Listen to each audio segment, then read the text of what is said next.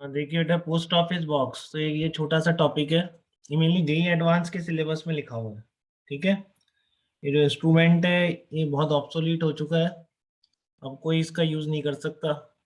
ठीक है। बट 2004 में एक प्रॉब्लम आया था एडवांस में पोस्ट ऑफिस बॉक्स के ऊपर। बहुत ज़्यादा सिंपल था, भी आप अपने आप ही कर दोगे जब ये कंप्लीट कर लेंगे अपन। तो देखो, प्रिंसिपल क्या है पोस्ट ऑफिस बॉक्स का? है व्हीट स्टोन ब्रिज है प्रिंसिपल। ठीक है, ये सब पढ़ चुके हम, बैलेंस व्हीट स्टोन ब्रिज। ठीक है। और इसका जो यूज है वो है आपका to find out unknown resistance. जैसे मीटर ब्रिज का यूज करते हैं अननोन रेजिस्टेंस की वैल्यू निकालने के लिए, तो इसका भी पोस्ट ऑफिस बॉक्स का यूज भी अननोन रेजिस्टेंस की वैल्यू कैलकुलेट करने में होगा। ठीक है। वर्किंग देखो इसकी, पहले इंस्ट्रूमेंट देखो किस तरह का। ये इस तरह का डायग्राम मिलेगा आपको। ठीक है। ये आपका क्या कहलाता है? Post office box. ठीक है। तो आपने लैब में अगर देखा हो तो ये रेजिस्टेंस बॉक्स की तरह आप इसमें से जो भी रेजिस्टेंस निकाल लेंगे। मान लो आपने 100 ओम यहाँ से पुल कर लिया, 100 ओम की लगी होती है यहाँ पर, तो इस ब्रांच में 100 ओम रेजिस्टेंस कनेक्ट हो जाएगा। ठीक है। तो इसको एक बार नाम दे देता हूँ मैं। जैसे ए टू बी वाले को, मैं आपको पता है व्हीटस्टोन ब्रिज में पी क्यू आर एस अपन डिनोट करते हैं। तो ए और बी के बीच आप जो रेजिस्टेंस लगाएंगे दैट इज पी। बी और सी के बीच जो लगाएंगे दैट इज क्यू। ठीक है। और ए से लेकर इस डी के बीच जो रेजिस्टेंस रहेगा that is R, capital R. तो देखो, आप एक बार इसका बैलेंस्ड व्हीट स्टोन ब्रिज या इसके इक्विवेलेंट व्हीट स्टोन ब्रिज बनाने की कोशिश करते हैं पहले अपन। ठीक है। तो यहाँ से आपने रेजिस्टेंस निकाल लिया, वो आपका बी और सी ब्रांच के बीच क्यू हो जाएगा। ए और बी के बीच जो आप पुल करेंगे की, वो रेजिस्टेंस इंसर्ट हो जाएगा यहाँ पे। जैसे आपने 1000 पुल कर लिया, ठीक है, तो यहाँ पर 1000 लग जाएगा ए और बी के बीच। इसको मैंने पी कह रखा है। और देखो, ए से डी के बीच जो भी आप की पुल करेंगे that will be equal to R. ठीक है। और जो अननोन रेजिस्टेंस है, तो एडवांस का क्वेश्चन बस इतना सा ही था कि अननोन रेजिस्टेंस, ये पूरा डायग्राम गिवन था और पूछा था कि सी और डी पॉइंट के बीच अननोन लगता है या ए और डी के बीच लगता है। तो अननोन रेजिस्टेंस देखो अलग से यहाँ पर ऊपर वायर लेके सी और डी पॉइंट के बीच कनेक्ट करते हैं। ये जो कैपिटल एस है ये आपका अननोन रेजिस्टेंस है, इसमें ये इंपॉर्टेंट है। ठीक है। तो सी और डी के बीच आपने क्या कनेक्ट किया है? अननोन रेजिस्टेंस कनेक्ट किया है, कैपिटल एस। ए और बी ब्रांच के बीच पी है, बी और सी के बीच क्यू है। ठीक है। और ए और डी के बीच आपका कैपिटल आर है, और डी और सी और डी के बीच कैपिटल एस लग रहा है। अब देखो, इसका इक्विवेलेंट व्हीट स्टोन बना रहा हूँ। ए और बी के बीच मैंने पी लगा दिया, ये रहा वो। ए और बी के बीच पी लग रहा है। ठीक है ना। बी और सी के बीच क्यू लग रहा है, तो बी और सी के बीच ये क्यू लग गया यहाँ पर। ठीक है। ए और डी के बीच देख लो, ए और डी के बीच क्या लग रहा है आपका? कैपिटल आर बोल रहा हूँ। ए और डी के बीच लग रहा है, तो अलग से जो ये लग रहा है देखो सी और डी के बीच, इसको मैंने क्या कह दिया? कैपिटल एस कर दिया। तो capital S is the unknown resistance. ठीक है। Capital S is the unknown resistance. Capital S आपका अननोन रेजिस्टेंस है। अब बैटरी देख लो किस पॉइंट्स के बीच लग रही है बैटरी। बैटरी लग रही है आपकी सी और ए पॉइंट के बीच, है ना। देखो ये रहा ना, ए पॉइंट यहाँ से कनेक्टेड है, ये जो दिखा रखा है कनेक्शन। यहाँ पर एक की लगी होती है, इसको प्रेस कर देते हो तो ए ये रहा। और ये देख लो आप किसके बीच बैटरी कनेक्टेड है? सी और ए के बीच। तो आपकी बार ये आ सकता है कि बैटरी किस पॉइंट्स के बीच कनेक्टेड रहती है। ठीक है। जैसे आ गया था ना एक बार 2004 में एडवांस में कि सी और डी के बीच अननोन रेजिस्टेंस किन दो पॉइंट्स के बीच कनेक्ट होता है। तो ये ध्यान रहना चाहिए, आपको याद रखना है बिल्कुल। ठीक है। ए और किस पॉइंट के बीच कनेक्टेड है बैटरी? सी पॉइंट के बीच। तो ए, और ये ध्यान रखो, इसको फटाफट इसमें कन्वर्ट कर दे, या आपको आना चाहिए बस। ठीक है। गैल्वेनोमीटर किन पॉइंट्स के बीच रहता है? तो बी और डी पॉइंट के बीच आपका गैल्वेनोमीटर कनेक्टेड है। देखो इसकी को आप प्रेस कर दोगे तो बी कनेक्ट हो गया।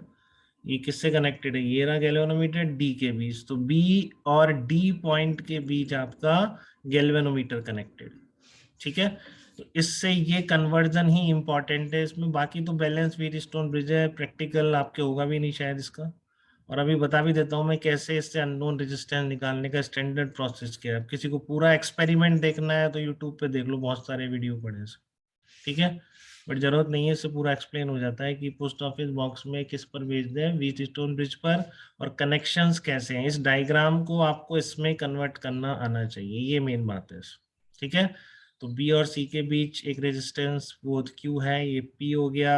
ए और डी के बीच आर है। और ये आपका सी और डी के बीच क्या है, अननोन रेजिस्टेंस है। ठीक है, तो अब अगर आपको पता है कि P by Q is equal to R by S होगा, तो फिर इस गैल की को प्रेस कर देंगे, तो गैल्वेनोमीटर में की को प्रेस करने के बाद भी कोई डिफ्लेक्शन नहीं होगा। वो क्या कहलाएगा, आपका बैलेंस कंडीशन कहलाएगा।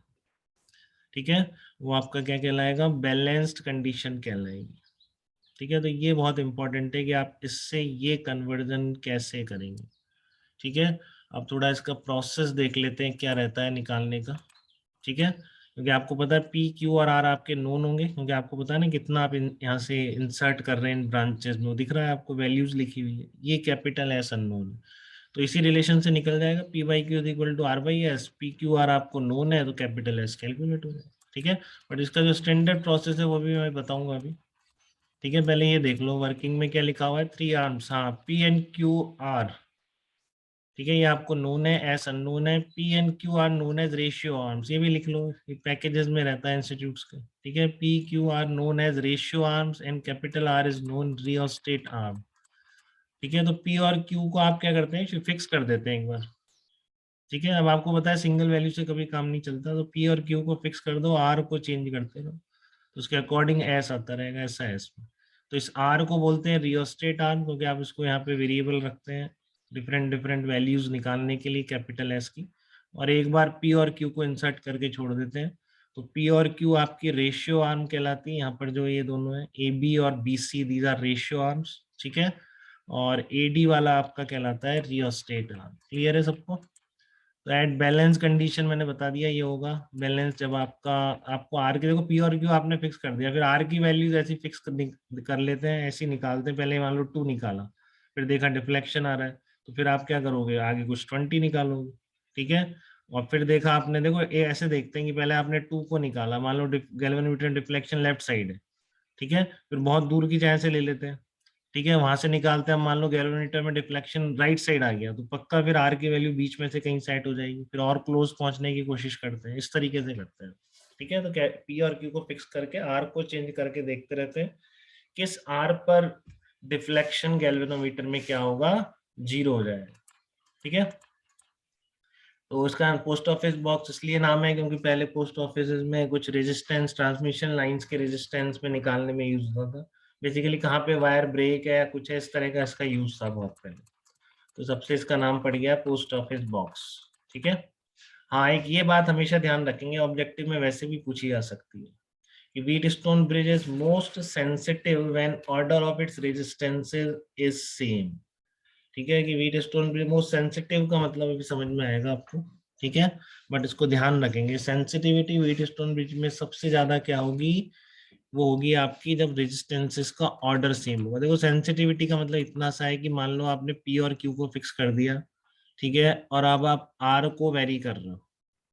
ठीक है, तो अगर ये सेंसिटिव ज्यादा है तो आपका जैसे 2 पर डिफ्लेक्शन आया, थोड़ा ज्यादा डिफ्लेक्शन आ गया, और अगले ही स्टेप पर एक और 2, मतलब आपने इसको 2 निकाल लिया तो 4 ओम इंसर्ट हो गया। ठीक है, अगले ही जैसे ही आप 4 करोगे तो आपको डिफ्लेक्शन 0 दिख जाएगा। तो मतलब इतने से रेजिस्टेंस चेंज पर गैल्वेनोमीटर में डिफ्लेक्शन काफी वेरी कर रहा है।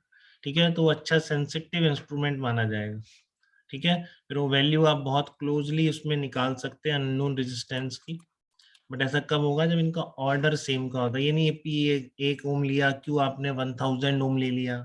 ठीक है, तो फिर आपको बहुत सारे रेजिस्टेंस तक आपको गैल्वेनोमीटर में डिफ्लेक्शन सेम ही मिलता रहेगा, सेंसिटिव ज्यादा नहीं होगा आर की वैल्यू के साथ। आर की वैल्यू में थोड़ा सा चेंज करने पर, अगर एस में बहुत ज्यादा गैल्वेनोमीटर का डिफ्लेक्शन काफी चेंज हो रहा है, ठीक है, तो दैट इज सेंसिटिव इंस्ट्रूमेंट। तो सेंसिटिविटी कब आती है व्हीटस्टोन ब्रिज में, जब आपके रेजिस्टेंसेस का ऑर्डर चारों का सेम होता है। ये मतलब ये आपने जैसे 10 लिया तो ये भी या तो 10 ही ले लो, या फिर 20 30, ऐसा नहीं है 10 लेके आप उसको 1000 ले लो। ठीक है, चलो तो अब इसका प्रोसेस क्या रहता है निकालने का, देखो आप मान लो पी को आपने 1 कर दिया, क्यू को 1 कर दिया। ठीक है, ये बहुत जनरल वो है कि जनरली यही करते हैं, पी और क्यू को 1 कर देते हैं।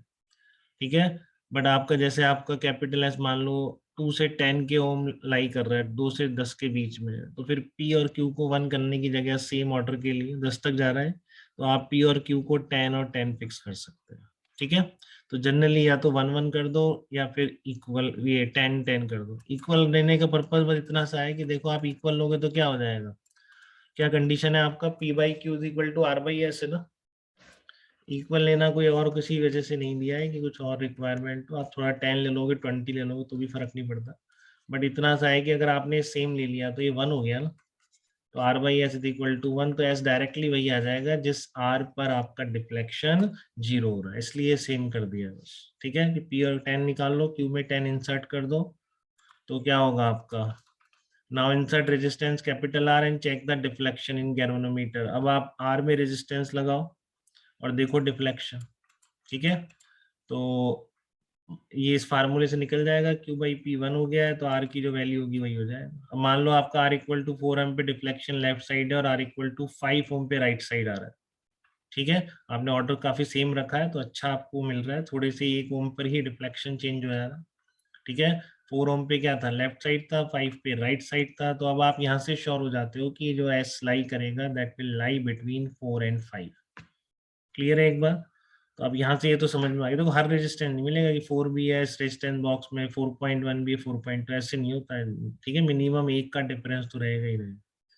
ठीक है, तो 4 ओम पे डिफ्लेक्शन लेफ्ट साइड था, 5 ओम आर को लगाने पर राइट साइड आ गया, तो आपका गारंटी है कि capital S will lie between 4 and 5। अब आपको और निकालना है, 4.1 4.2 है।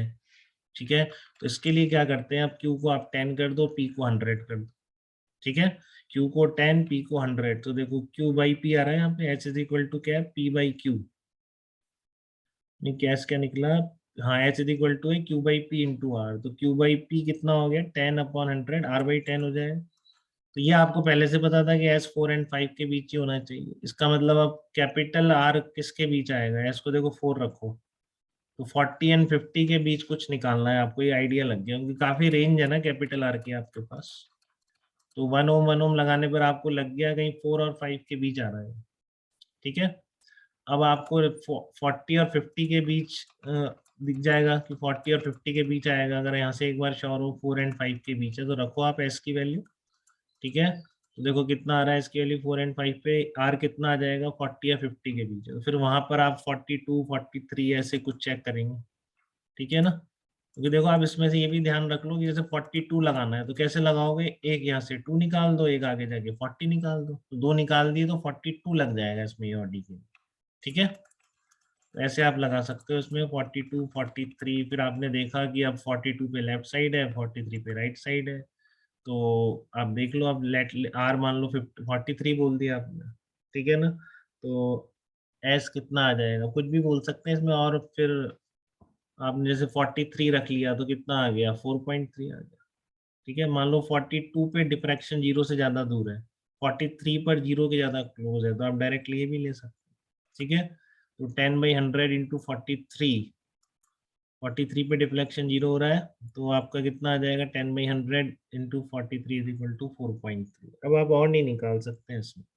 ठीक है ना, और निकालना आगे की वैल्यू लेनी है तो फिर आपको क्या करना पड़ेगा, ये लेना पड़ेगा 10 और 1000। जैसे आपने 10 और 100 लिया ना, 10 और 1000, तो फिर आगे भी वैल्यूज मिल सकती है, बट वो सेंसिटिविटी खत्म हो जाएगी।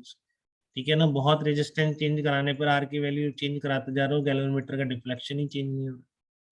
ठीक है, तो आगे निकालना जनरली पॉसिबल नहीं है, आप जस्ट पॉइंट के 1 डिजिट तक मैक्सिमम रेजिस्टेंस इससे निकाल सकते हो। एक बार 10 10 लगा लिया और एक बार जैसे आपने 10 और 100 लगा लिया। ठीक है, तो ये इसका प्रोसीजर है, बट ये एक्सपेरिमेंटल आपके शायद कोर्स में नहीं होगा, आपने स्कूल में किया भी नहीं होगा, बट जो रूटीन रहता है इसका अननोन रेजिस्टेंस निकालने का, उस पर अगर कभी कोई पूछ ले तो मैंने आपको प्रोसेस बता दी।